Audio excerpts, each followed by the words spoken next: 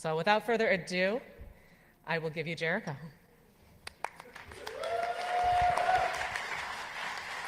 Thank you. And if you do the feedback and you have something negative to say, that's cool. Just tell me how I can do better. And if it's like put a gun to your head, that's fine, as long as it's helpful in some way. So, Errata Hits Puberty. For those of you who don't know, the Errata project's been running for 13 years now. It was kind of a surprise to me too. Let's see if I can figure this laptop out. Okay, for those who don't know me, I speak my mind. I don't have corporate overlords. This is me in my spare time. And when I say me, it's a small group of us, but I'm kind of the outward face of it. I use bad language, deal with it. If you can't stand to hear the word fuck, get out of the industry. You really don't belong here. So, Errata in a nutshell, we point out bad things in the industry. When I say the industry, specifically information security, as we go through this, think about why it matters to you as a person, to your organization, or anything else, because one way or another it does matter. And if you can't figure out why, you need to spend some more time thinking about it. Disclaimer, we do this work because we feel it needs to be done. No one else is really doing it. Occasionally you'll find a journalist that will pick up on something negative and they will say, oh, so-and-so company did this bad. Oh, that's good, but it really doesn't paint a big picture of what's going on in our industry. So we collect all these, put them in one source, and kind of really paint a better picture of how bad as an industry we suck. All the content on Errata is our own. We provide evidence in a story.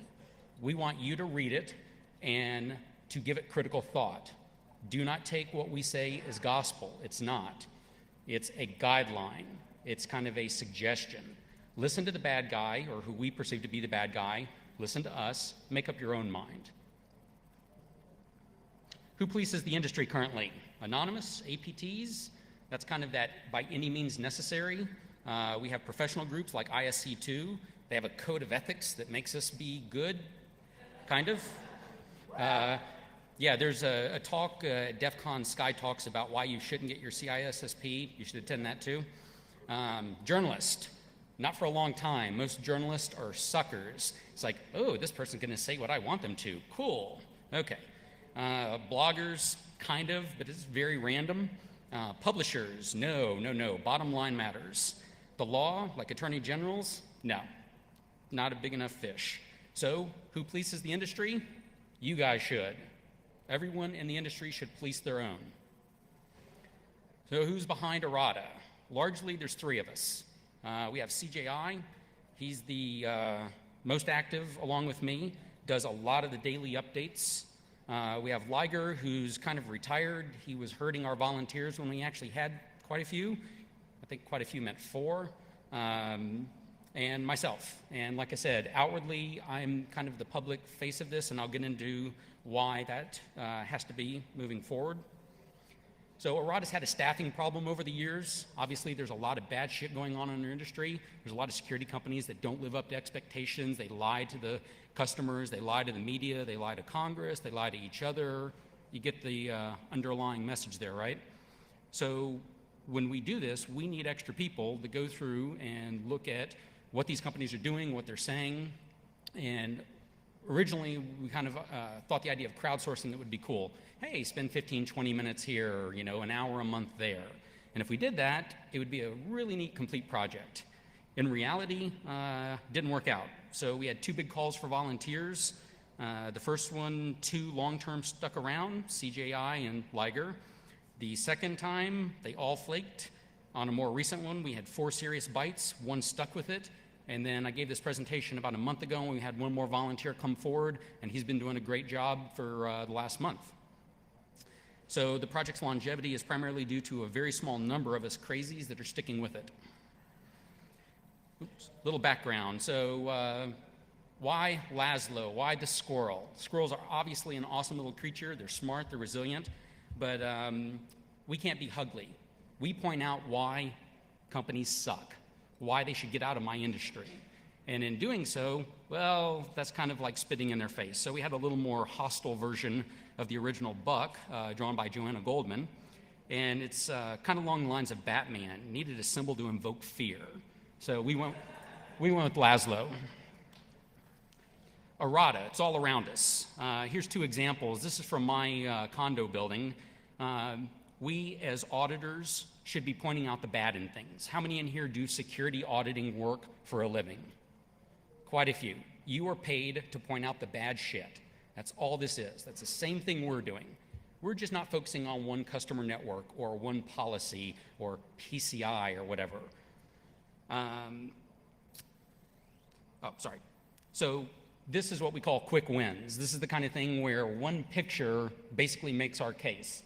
Hey, this is how you bypass security in my building. Great. And down there, oh, typo in a sign, quick wins. That's what we have on Errata most of the time. Then we also have this case. So about half a mile from me, this guy, 9 to 5, down panhandling. It's on the corner of Broadway and 18th in Denver. One day I noticed that, hey, wait a minute, that's a different jacket. So I started taking a picture every time I passed him. And eventually, I kind of built a little profile of this guy. And he's got a yellow, blue, red, black, green, white, gray, and corduroy jacket. He's got 4 hats that I know of. He drinks Starbucks twice a day. And he lives 6 blocks from his corner, about 4 blocks from me. So this is kind of akin to, over time, when you start to see all of this and you put it together, it paints the bigger picture of, for example, a charlatan or a fraud. And yes, day to day, that's how my mind works. Errata coping mechanisms. We joke a lot about this, but it really is very bad for mental health. Oftentimes, we take significant breaks from the project. We will go quiet for weeks or months at a time. And that's because when you get into an industry and you believe in it firmly and you think that it's a great thing, and then all of a sudden you see how it's crashing down around you, it really does take a toll. It's like, wow, way to shatter my dreams and my hopes. So yeah, oftentimes it does take a little booze to power through it. Yes, we do make sure we're sober before we spot check it and publish anything. And anytime you see those lovely 2 a.m. Twitter rants, yeah, tequila sponsored. So a brief history. Errata's got a lot of sections. It's been going on for 13 years, like I said. This kind of give you a little visual of where it started, when different sections were added. Charlatans, media, literature, and statistics were the first 4 categories. Statistics is pretty much gone, media's gone, and literature is gone. Charlatans stuck around, and then these other categories came in, and most of those are still here. July last year, we also set up securityerrata.org, and that was in response to a denial of service attack, which I'll get into. So how did it used to look?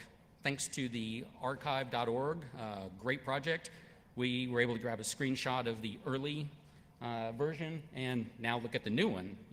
Yes, we are still stuck in HTML 1.0 land, but we got over the pre-tags. That was the #1 complaint, I think. Once I figured out how to do HTML tables, oh yeah, things got fun. And it took a while. So Ledger, one of the things a lot of people ask is, what does it take to run this? What is the money like? Well, there's not really a whole lot of money coming in. We don't have sponsors, because what company wants to say, oh, we're going to sponsor your project? Wait a minute, you can't put us up there. Yes, we can. Yes, we will. So this is basically all out of pocket. We've gone through 3 boxes, a new router. We did some hosting, all the giveaways out of our own pockets and everything. We got donations there. I think we're up to about 1,200. 1,200 covered our one legal case we had to defend ourselves on, which I'll get into. So yeah, all in all, we spend a decent amount of money that goes into this, and we only get a few donations here or there, which we really appreciate, but we don't expect. One way or another, we'll power through this. So stats, what's behind the scenes, Over 3,400 files in the web space, over 4,300 mails archived related to Errata, and most of those are about the more interesting topics, charlatans and such.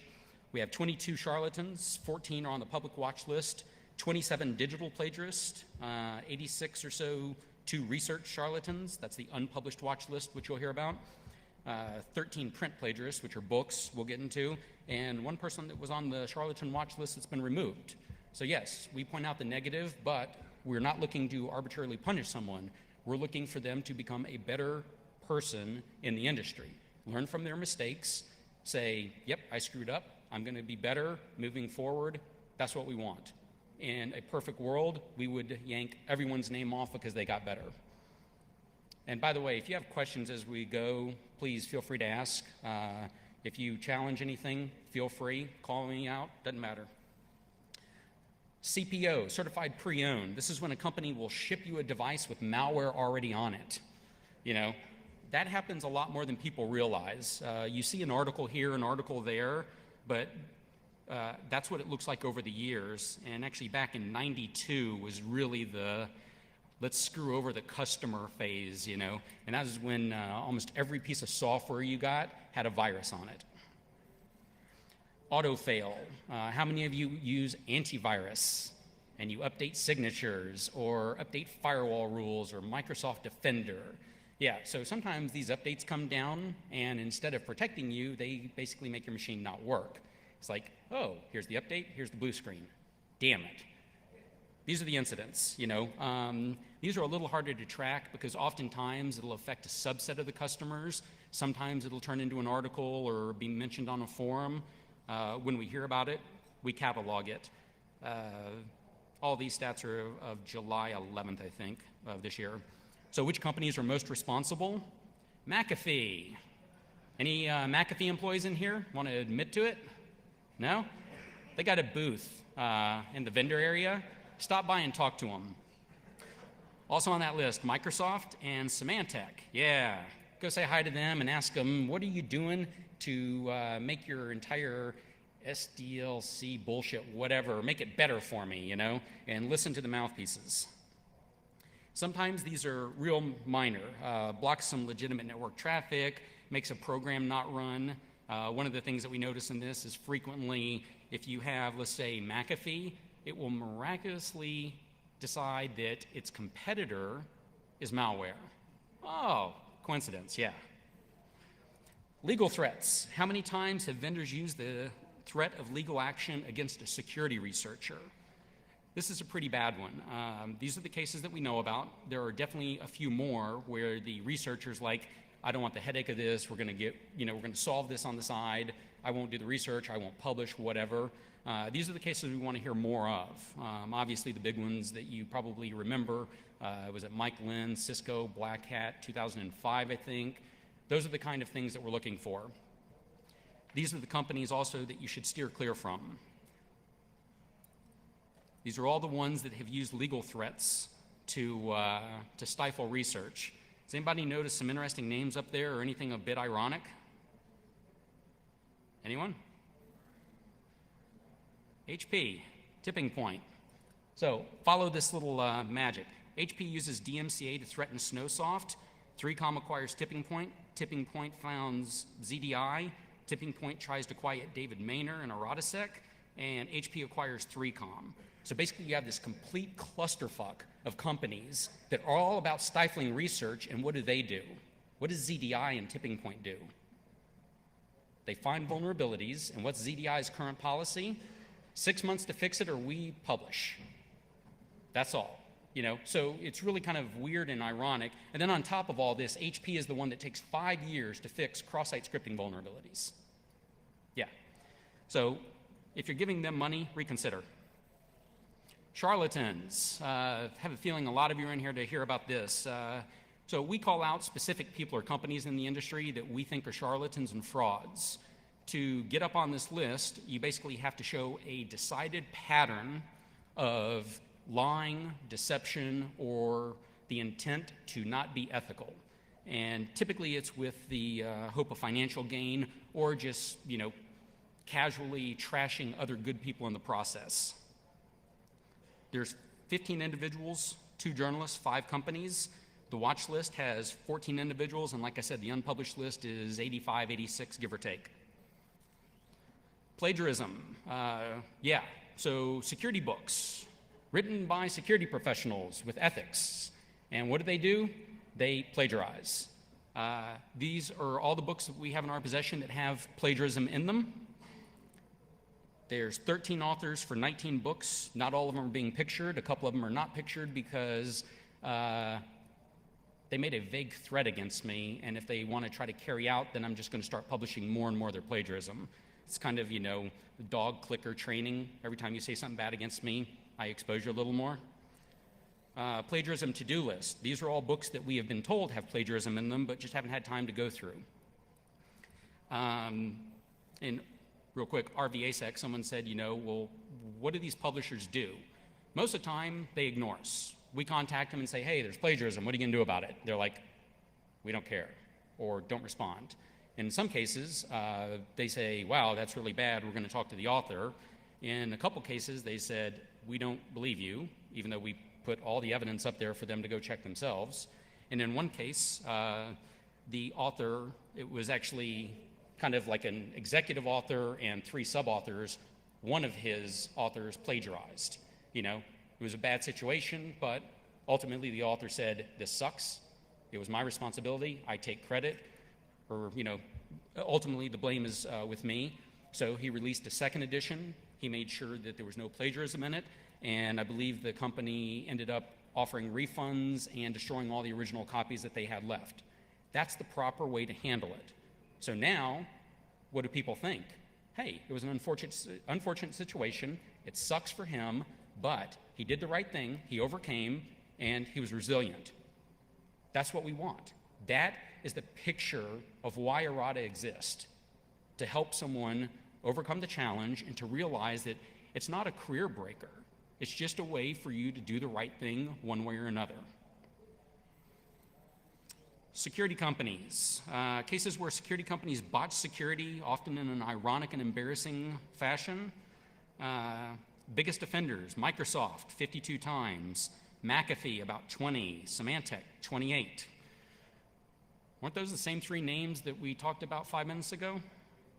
Yeah.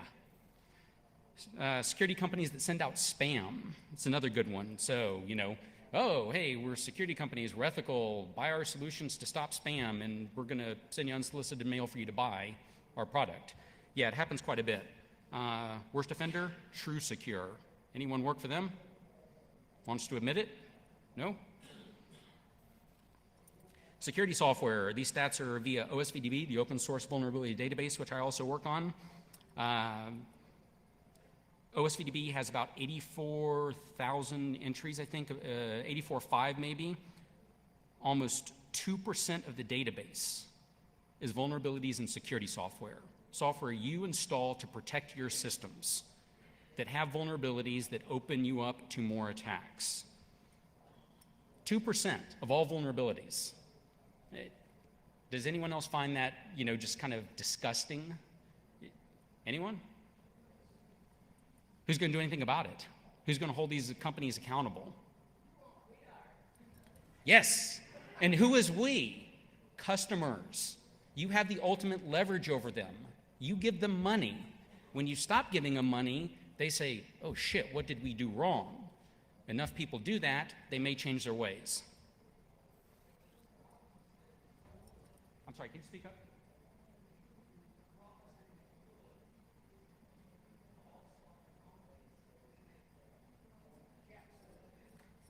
Okay, so yeah, the EULA, the shrink wrap, the click wrap license or whatever, it protects them from getting sued. It does not protect them from you not giving them more money. No, you're not following. It caps the limit on any kind of punitive damage, any kind of, revenge or whatever. It doesn't stop you from saying, I'm not going to give you money. I'm a customer, I'm going elsewhere. That's the way to get at them. So, Errata done right, the data loss project. That started with us. There's an email here from April 2001. That's when I said, hey, we need to track data breaches. We were a little behind. We got a lot of stuff on our to-do list. In 2005, it actually got implemented on attrition.org. 3 years later, we said, fuck this is too much work. We gave it to OSF. OSF said, hey, we're going to do it right. So it went from a crappy little pre-tag HTML infestation to a real project where it has search engines, statistics. I'm also involved with it still to some small degree. We also do a huge push for Freedom of Information Act request. So we go state to state and say, hey, tell us about all the breaches that were reported to you, and we collect those as well.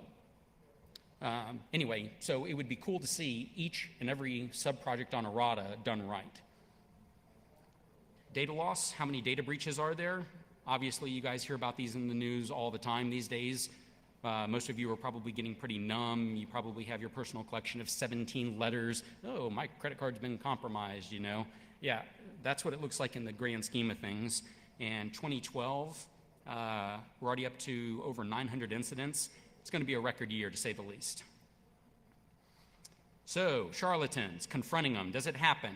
Yes, a lot more frequently than most realize. I tried to confront Ankit Fadia in Denver. There's a story about that.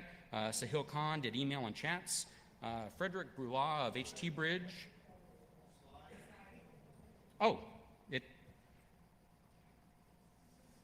Help. Mr. AV. It's working up here. I don't know about you guys. Yeah, everyone just pile up around, and yeah, we got 2 big screens down. Oh no, those are frozen too.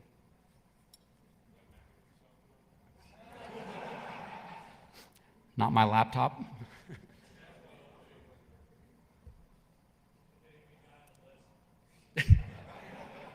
Get out here now. Yeah. Anyone? Anyone? All I know is that he disappeared behind a curtain. The real hero. Yeah, reboot. Try to avoid that since it'll probably take 5 minutes. So yeah, it's flipping up here fine, but everything else is locked, and I want to avoid a reboot.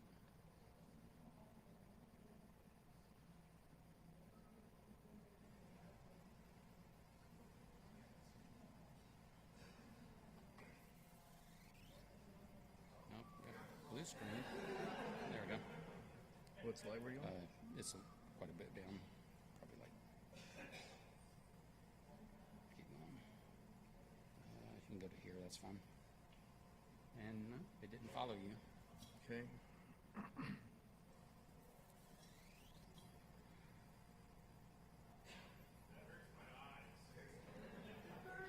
This is the most offensive thing that I've said yet.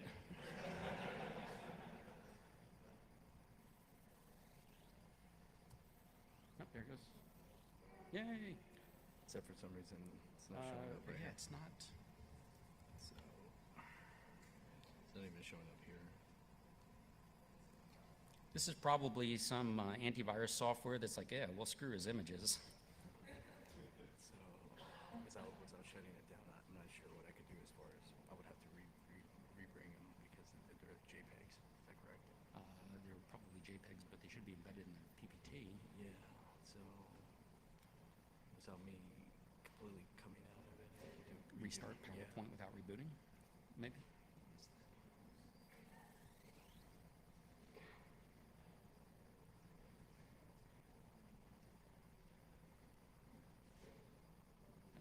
Yeah, right there's fine. Anywhere in here.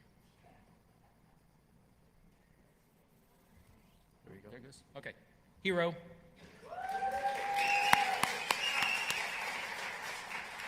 Stay close. Okay, so confronting charlatans, yeah. Kim Schmitz, everyone knows Kim.com from the news right now, had emails with him. Barry Schlossberg, aka Lou Cipher, and tons of others. The times that we actually interact with them, it's, like I said, very common. Just don't always necessarily publish them.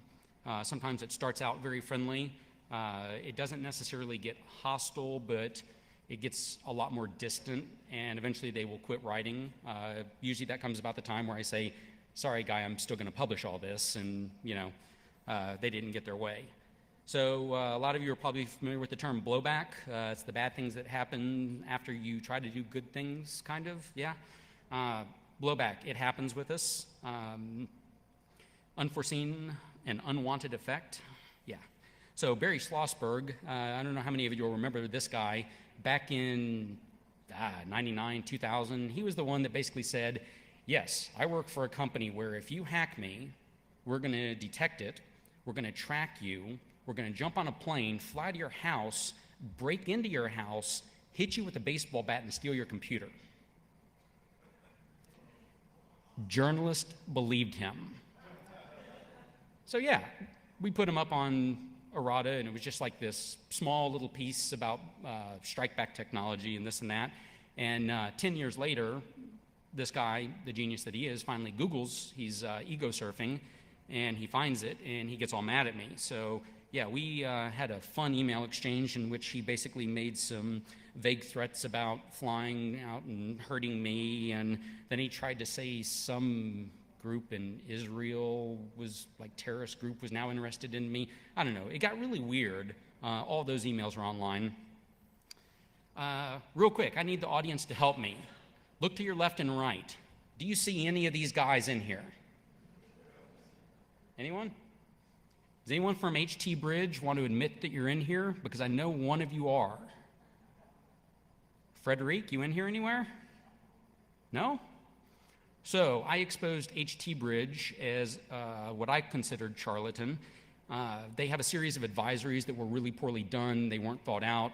They were basically bottom feeders on cross-site scripting, SQL, and there was all kinds of other stuff. So I documented all this. Frederic Brulard, he's the guy up in the upper left corner. He emailed me and took offense to it and said, hey, you're wrong. And I said, okay, well, tell me how I'm wrong. So we had several emails back and forth, and basically he said, this is how you're wrong. And I said, hey, that's a good point. I made some edits. You're wrong about this one, we would argue. You're right kind of about this one, so I'll make some edits to clarify. We worked together a little bit. The end result is some of it got removed, some of it got qualified, and I thought it was a good process.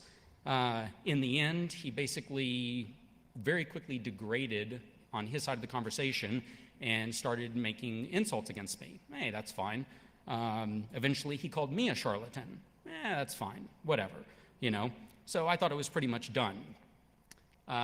Jump to April of this year, and I find out that they filed criminal defamation charges against me in Switzerland.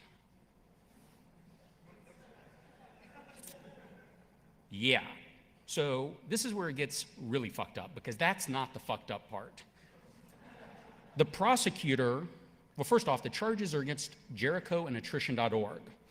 Apparently, when you type in, oh, I don't know, attrition Jericho, that first link on Google that gives my real name was a bit difficult for them, or they decided not to include it, and that's something else that Greg Evans couldn't figure out.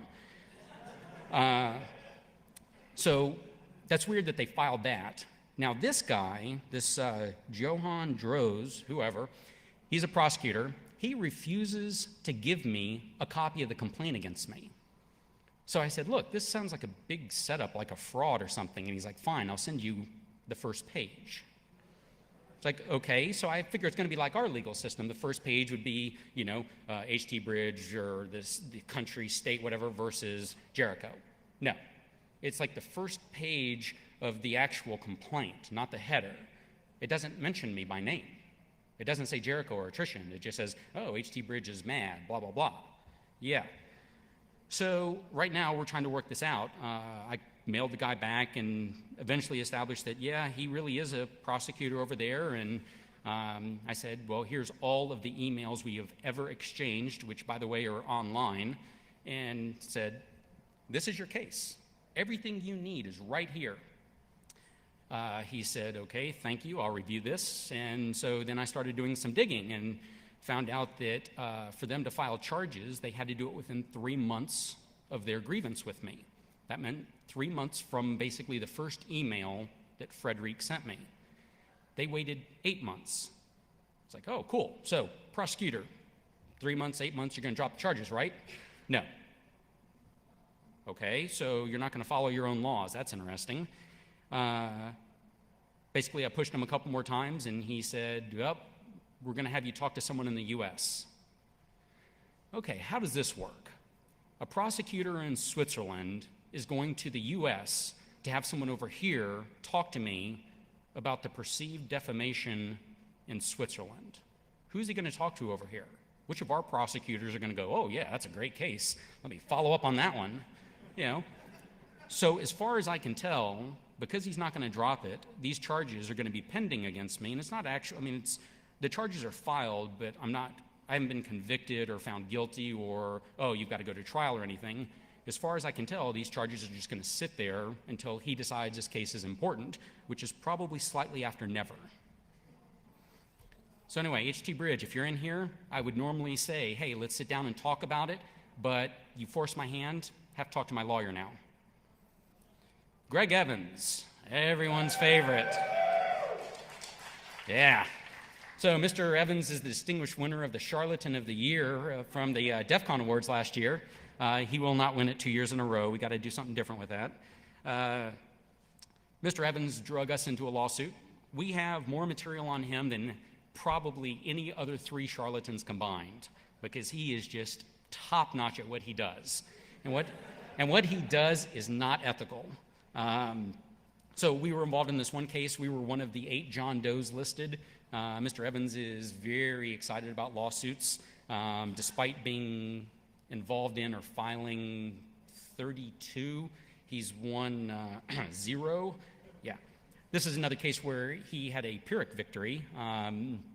Basically, we had an article up saying forget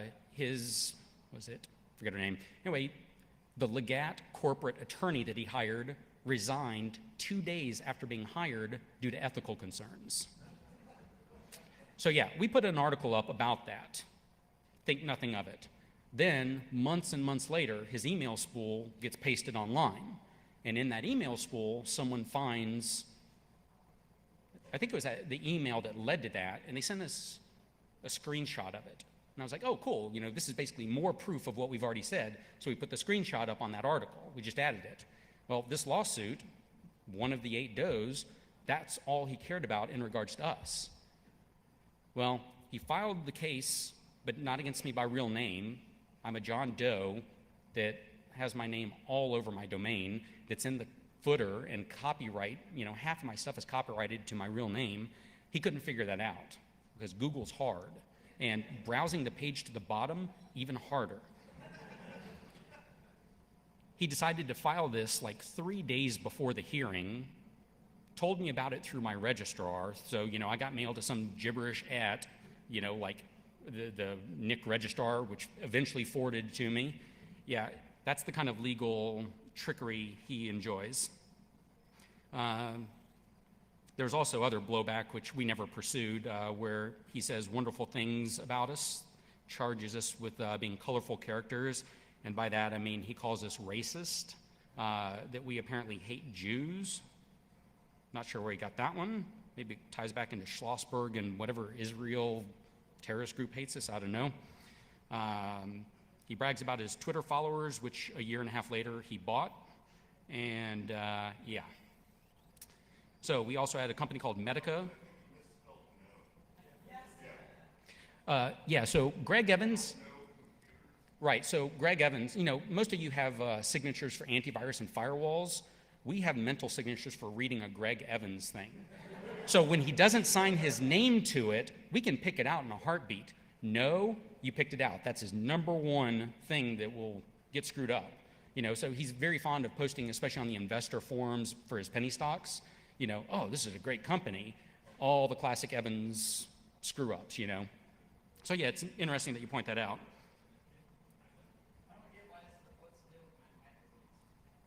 Oh, yeah, so Greg Evans has no money, and he's got no bank accounts, and he can't get any under his name. So he does it through his company and his family. So this is a case where he was trying to get an apartment in Manhattan under his mom's name. Whatever happened, they said, wait a minute, this doesn't seem, you know, above board. What's going on? So they went to Google, Greg Evans. They found our financial analysis of his companies, which basically say it's worth a whole lot of nothing. You know, the cash in your pocket will buy him out 5 times over. So the guys basically wrote back to Greg and said, you know, with respect, we found this, and this essentially says that you don't have the money you're claiming. Can you clarify?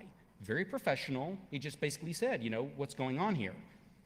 This is Evan's response to him. Screw you, I don't want the apartment anyway, they hate Jews. Greg Evans' mental leaps of logic are a little different than the rest of the world. So Medica, it's another fun one. Data breach. Oh, it didn't happen, but it did.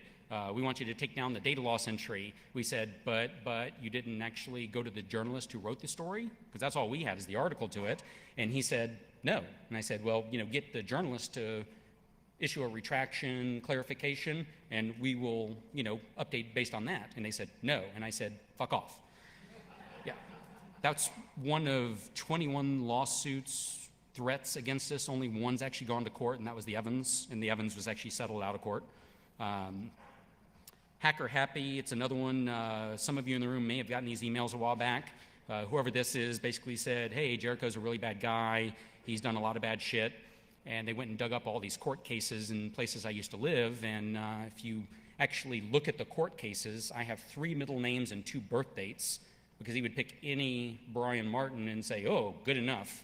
You know, so apparently I was busted for weed, drunk driving, all these other things. And yeah, big mess of it. But the one creative thing this person or people did is they mailed it to hundreds and hundreds of people in the industry, including my employer. My employer's like, what the fuck is this person on, you know? And I was like, oh yeah, that's petty revenge against Errata, we assume. Anyway, that was a fun one to deal with. We all know about Kim.com and the mega upload fiasco. He's got a much more colorful history of defrauding people. We exchanged emails back in the day. He was part of a group, or formed a group called YIHOT, Young Intelligent Hackers Against Terrorism.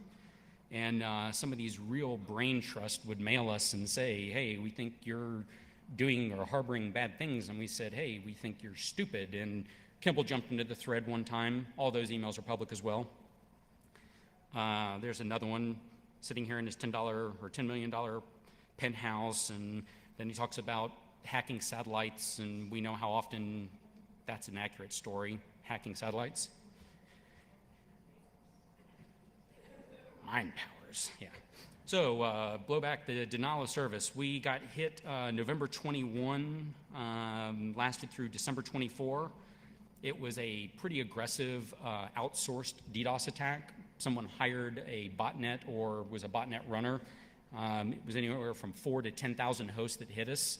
Dropped our web server pretty much that entire time. That's what led me to do securityrata.org, which was hosted on GoDaddy, I think, because it was cheap and fast. And yeah, it took 20 minutes to buy the domain, set it up, copy the stuff over, and have it hosted. You know, we all have issues with GoDaddy sometimes, but that kind of convenience is really nice.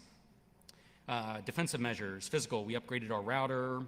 Carrero, is anyone familiar with that company? They make anti-DDoS hardware, anyone? They actually sent us one of their real high-end boxes. Very, very cool of them. And they said, hey, test our equipment. And we said, wow, okay, you know, thanks for the $10,000 router defensive mechanism.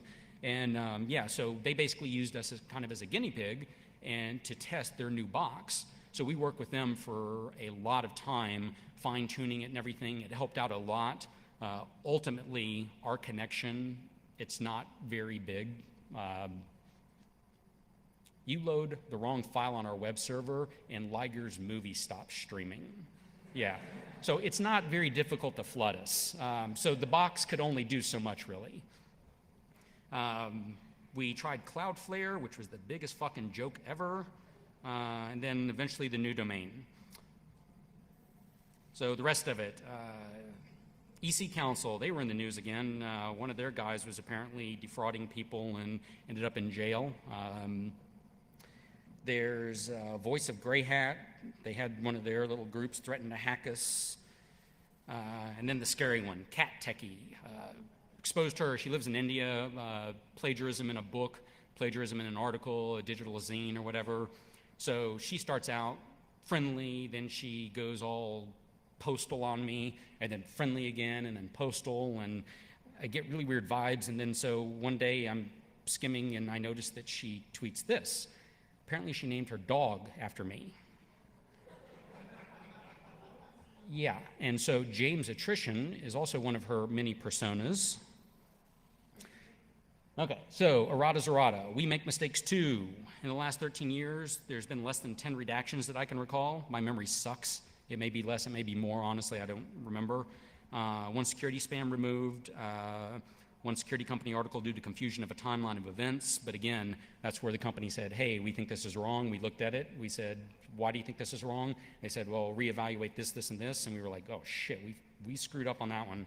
Yanked it down quick. Point being is that everyone makes mistakes.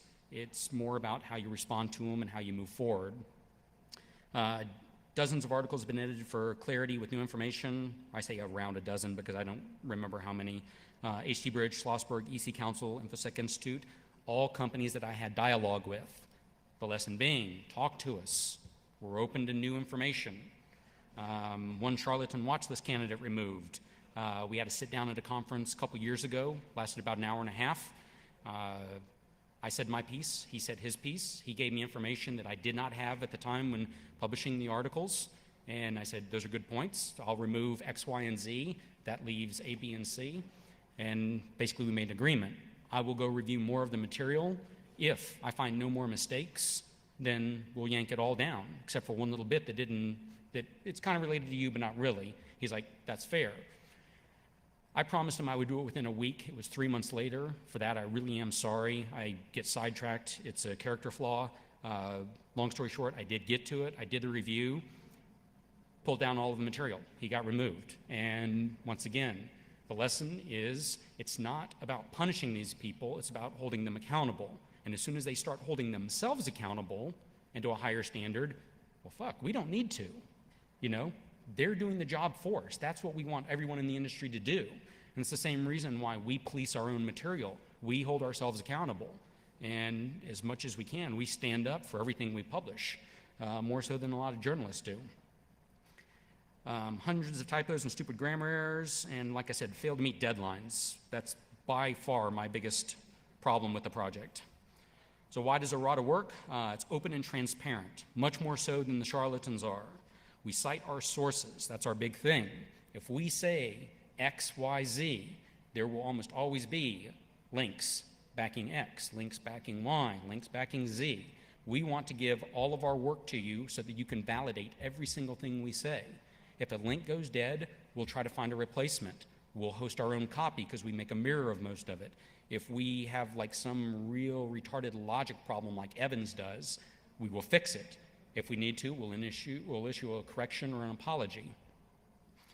We attempt to follow ethical journalism practices. One thing that we don't always do is contact the company before we publish. Yeah, I can argue that one both ways. Historically, not a good idea. It usually leads to bad things being said on both sides. We have nothing to gain, no financial interest. We don't work for these companies. All this has done is cause a world of headache and a lot of burned bridges. It really does work. So, examples, Sahil Khan, Jason Street, InfoSec Institute. Well, at least two of the three, Sahil and Jason, they were the ones that we said, hey, this is why we think you did wrong. And they said, shit, you're right. I'm going to fix it. And they did. That's easy. It's simple. It works, you know. InfoSec Institute, they started down the right path, and I only hesitate on them because in the past few weeks we've gotten more reports about them, and I have not validated them either way. So we'll see. Examples through persistence. Greg Evans, we've got him rejected from some security conferences. Some media refuses him. Christian Valor, 7. Anyone remember that character? Yeah. After he basically got booted out of the industry, 3 years later he got a Tier 1 tech support job. So it took him a while to get back into the swing of things. Michelle Delio, dumped from Wired. And yeah, Delio was the one 10 years ago. Last time I spoke at Black Hat, pissed her off, and I think she walked out of the room in the middle of my talk because I called her out. What have we accomplished? Awareness and a sliver of sunshine in an otherwise cloudy industry. Unfortunately, I used the word cloud. I should drink later. Yeah. Why care? So this is the big one, and I started to think I need to revamp this slide for Black Hat because it's a very different audience. And I thought, you know, I really don't. It's the ethical thing to do, for real. I mean, really, if you truly have ethics, it's the right thing to do. Hold yourself and your peers accountable. It's the ethical thing to do. Mandatory. CISSP makes you. Yeah. We don't care. If that's what gets it, go for it. Ethical things to do, get you dates. Not really. Revenge. It's petty and it's fun, but hey, if that's what motivates you to call out someone for bad acts, go for it. And selfish, less competition in the industry. You know, if your main competitor is doing a bunch of sleazy things, hey, call them out, you know, get the customers to go to you. Why not? As long as what you say is true and it's not a glorified smear campaign. Like I said, we don't care why you help as long as your work is solid and well-sourced. Helping. Have you ever reported an incident or a charlatan to us, and if not, why? It's easy. Send us an email. Create a dummy Google account. We don't care. Send us the info. We're not going to publish it without validating it. And by validated, I mean through multiple sources. But we have to have the information to act on to begin with. Hidden agendas generally don't stay hidden for long. Help them escape. Try to avoid this, oh, well, I won't name names. Come on, I understand. There's times you have an agreement with the company, there's an NDA. Yes, your hands get tied sometimes. But most of the time, someone says, I won't name names, it's just them being all ugly Care Bear, oh, I don't want to step on toes. Don't be a pussy. Send us information, but do a little legwork. Oftentimes, like for the DEF CON Charlatan of the Year, we got nominations. We got a huge list of names. It was an open forum for a reason. Explain why you nominate this person. No one did. Yeah, so it doesn't really help if you just throw us a name and say, hey, he's a bad guy, you know? Blog, tweet, Tumblr, whatever. Summarize our findings. While we encourage someone to mirror our content, if you write a blog that summarizes what we wrote, and then you add your own opinion of why you think it's bad or why you think it's wrong, that we wrote it, doesn't matter. The more content that's out there, the more Google rank it gets. The more Google rank it gets, the more all of this information gets in front of the media when they go to Google this guy, because they don't go beyond page 1. So, expectations, why hasn't it lived up? Ours, community support's dismal. Most open source projects or anything along those lines, they never get the support they need. Overall, it's barely having an effect. Most charlatans are still in business. And to do it right takes a lot of time. Time is obviously not something we have a lot of. Community expectations, they want more, faster, and more frequently. I feel your pain, but you got to bear with us. They want all the work done for them. Hey, here's a name. Go do all the research. Thanks, you know. One of the things you don't see is like a week ago, I spent 4 hours digging into a single name to determine if this guy deserves to be on the charlatan watch list. In the end, I said no, because he had a bad patch in 2006, 7, and 8. If I had published in 2008, he would be up there. But since then, he has gotten much better. He is writing a lot better content. There's no issues with what he says. And I said, well, hey, one way or another, he figured it out. He became a better security professional. And, you know, that's the kind of work that you don't see, is that for every one we publish, there's probably 5 that we did the same amount of research and didn't publish. So why is it not living up to expectations? Long-term and short-term burnout. That's why you will see us go dark for weeks at a time. Personal and professional situations change. Employer backlash, something that we do have to watch out, because the first person that lashes out me through my employer, well, why does my employer want to put up with this? Fortunately, I've got a badass employer that's like, we understand what you do. We understand that you keep us out of it. You do your best. As long as it doesn't cause any major headaches, that's fine with us. Resources, limited manpower, already spread thin with family, job, and other projects. And volunteers see it as not glamorous and they bail quickly. Why is it not glamorous? Because it's not the kind of thing where you work for 5 hours and you get your name in the spotlight. We want you to work, and you're welcome to put your name on it, but we encourage you not to, because the backlash is there, like we covered. That's why Errata has one really public face, and that's me. I'm the catch-all. I'm the firewall protecting the volunteers from the flood of bullshit from the charlatans that don't like what we do. And that's why everything's leveled at me. The lawsuits, the denial of service attack, the attacks against my character, all comes to me. And if that didn't happen, if it went to our volunteers, you think they'd stick around? Of course not. So what Errata would be like if we had 13 years and 1 full-time person, or 3 people, the project would look very different. It would be a lot more complete and a lot more interesting. if we had a real budget to fight anything, we could have gone up against Evans on the case that we settled out on by removing the one image that didn't need to be there. We wanted to fight it on First Amendment grounds because the Supreme Court has case law that backed our side. However, the Georgia Supreme Court, state court or whatever, had case law in Evans' favor. It would have been a real nasty, protracted legal battle. I was all for it. I wanted to prove the point, but my wallet said otherwise. What if more in the industry wanted to take charlatans to task? What if it became just kind of a regular thing? What if we could cover all sources, bug track, full disclosure, conference talks, media? We gave up on media long ago because you know how many articles get printed with errata in them? About 100%. Seriously? Every company and conference used is a resource before hiring and selecting. Some already do. Some of them have written to us saying, wow, we got this stellar resume and this guy aced his interview and we went and Googled his name and yeah, we found out he's a plagiarist and, you know, he beats up nuns. People use our resource. That's what it's there for. And what if every media outlet checked errata before inviting a charlatan on a show? So thanks, graphics. Mar does a lot of our art. Mar did all the custom Laszlo graphics, which are badass. Cupcake does some of the errata graphics, some of like the icon stuff. Functional Liger, spell checker, admin, sanity checker. Opacity, he does DNS and admins the box that it's all hosted on. Jay Dyson, who a lot of you knew, he was a fellow curmudgeon, skeptic and admin. He gave a lot of good feedback. Space Rogue and Rob Rosenberger, they both are constantly sending articles and saying, hey, look at this, look at that guy, look at this media outlet.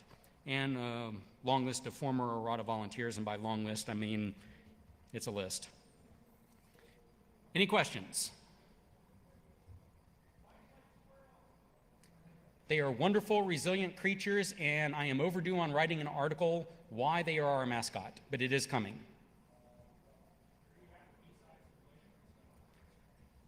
Where am I with B-sides and related personnel? That's a nice loaded question. So the distinguished gentleman in the front row is referring to an article where I called out Mike Don and B-sides, Las Vegas, from a year or two ago. They had some very questionable accounting practices. After calling them out, Mike Don wrote a very passionate, heartfelt letter that addressed none of my points. And he basically disappeared for a while. Besides Las Vegas was picked up by 3 other people. I think it's Gene Kim, Jack Daniel, and Banshee now, right? Those 3 are running with it. They are doing it in very much the same style that B-sides we all know and love, but very different on the back end about communications, books, and everything. So as far as B-sides goes, no problems, all good, support them, definitely support them. As far as Mike Don goes, people have asked me to write another article about it, and I said, yeah, at this point it's going to become a pissing war. Probably not worth it. So I encourage everyone else to ask him that question, not me. I'm sorry? Do I have attrition shirts? I think I've got about 4 left, and I will be carrying 1 or 2 around a day to give out on my whim. I see 2 people dancing in the back. Is that a question? Oh, okay. We'll see. A question down here? That's the one I mentioned, that we had to sit down. He gave me a lot more information. I gave my perspective. The additional information shed more light on some of what I had. And then I said, I'll review more of your presentations. I'm going to look for errata. I'm going to look for, the style. When you gave it multiple times, did you start fixing things? And his presentations changed in not only topic, but the amount of research, citing sources. He started making it very clear his exact experience in it. And he was on the watch list, so there was only, I think, 2 articles up to begin with. One of them was surrounding the plagiarism in the book, which I also addressed. So that one is off, but on the book? Okay, right. So the book moved over to the plagiarism page, and then the other one was essentially one long article saying, I don't think he's an expert in the topics he's been claiming to be. And that's the one where it got decidedly better in the long run. And so it's the same with this other guy that I did the research, 2006 to 2008. Yeah, not so good. So some of Jason's early presentations, not so good. It's not all about that. It's what did they do afterwards. Serious improvement, a desire to not misrepresent himself. And it's basically that intent that I'm trying to do good, I'm trying to help, and I'm trying to be completely above board and honest about everything. Yep. If you have such issues with CISSP and their ethics, what prevented them from being listed as a charlatan organization? So off of Errata, I have a huge article about CISSP and ethics, and I've got part 2 coming. That's also why I encourage you to go to the Sky Talks about CISSP. I'll be doing a few guest slides, which are a teaser about the upcoming article. The first one is basically just pointing out this is why the whole thing about ethics and everything is a joke. And in the new one, I actually show concrete evidence about how they don't care about ethics, how they will just systematically deny ethics complaints, no matter how valid they are. You know, so the guy that was that actually did the plagiarism in Jason's book, Dustin Fritz, CISSP. So I filed a complaint and I said, hey, Dustin Fritz plagiarized content. And they said, yeah, we really don't care. And I said, well, wait a minute, you know, that's unethical. And they said, well, you don't have any proof. And I said, well, here's the blog. And I had included this. I said, well, here's the blog where the author, Jason, said Dustin did it, and a post where Dustin admitted to doing it. They said, yeah, that's not good enough. What the fuck? So I've got a good relationship with Dorsey, the legal counsel for ISC2. I said, look, what does it take for me to lodge this complaint? He said, well, how about an affidavit from Jason Street? Done. So I talked to Jason. I said, hey, you know, I don't want to drag you in this, but, you know, can you fill out an affidavit saying that you aren't the one who, you know, copied this? It was Dustin. He's like, you know, yes, I will do that. So I refiled the complaint, included it all, bundled it up, and they said, denied. You know, that's one of 6 examples. Technically 5. They did can 1, but that's because they went to him and said, hey, there's a complaint against you, and he said, suck my dick. And they said, that's all you have to say? And he's like, yes. And that's Joseph Black. So yeah, Joseph Black is no longer a CISSP because he told him to fuck off. But the other 5, they denied the complaints. And I'm going to include the PDFs of my complaints, the response, and the ultimate decision by ISC2. And so, yeah, the underlying theme is that, yeah, oh, we care about ethics, but we don't care if our CISSPs break laws, plagiarize, or whatever. We're not about to stop their $80 a year revenue, whatever. So does that mean that you will, or they may eventually be on your charlatan list? Yeah, definitely, it's possible. Part of it is that I hit them on the ethics side. Beyond that, I don't really know if there's anything else to hold them accountable for. You know, I haven't really looked. This is the only thing. So, CBK. So after the presentation at Sky Talks, there may be more things to pursue and to actually look and examine. And that's something that I didn't do, but the presenter did. And his slides will cover some of that. So yeah, time permitting, that is something we will look at.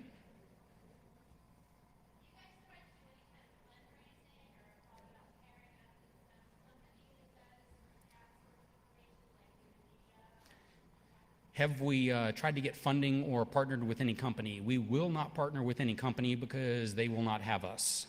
We are too much the black sheep of the industry. We say all the things that they can't be associated with, and at any time they do something unethical, they will go up on Errata. So it would be very hard to find a company that would want to do that. As far as fundraising, no, and that's partially because in this world of Kickstarter where you set goals, what goals can I set? Oh, I'm going to expose 10 more charlatans. That's real sketchy, you know, because now I have an agenda for exposing them. That's not why I should be doing it. You know, so what's the funding really going to do? There's not going to be enough funding to hire me full-time to do it. There's not going to be enough funding to hire anyone full-time. It's one of those things where I could see it getting maybe thousands or $10,000, but in the long run, $10,000 doesn't buy anything. It doesn't even let us defend ourselves in court for any of these things. Is that? Yes. Tomorrow night, dinner. We're going to be at the same dinner tomorrow night. That was, yeah. Huh? No, there's more questions. I was just going to ask, if somebody in the community wants to make a donation to the project to just help the base fees, the cost, is there some way? Yeah, we've got a PayPal address up on attrition somewhere. But again, right now, the biggest thing the donations helped was when we were buying a bunch of books to check for plagiarism. It covered the cost of those, which was a huge help. So yeah, oftentimes, and it's not just that, it's like if you suspect a book, instead of just pointing it to us, hey, spend the $8 to buy it used and send it to us or whatever, that's a huge help.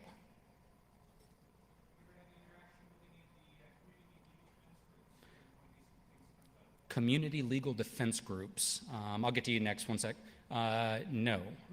The only one that I'm aware of is EFF, and we are way too small of a... We actually went to, is it ACLU? Yeah, we went to NAACP as well regarding Evans and some of that. We've had no luck talking to any of those groups. Yeah, it's part of it is that it's a messy drama situation. What's their motive? They'd much rather bury it than expose it. Yes, sir.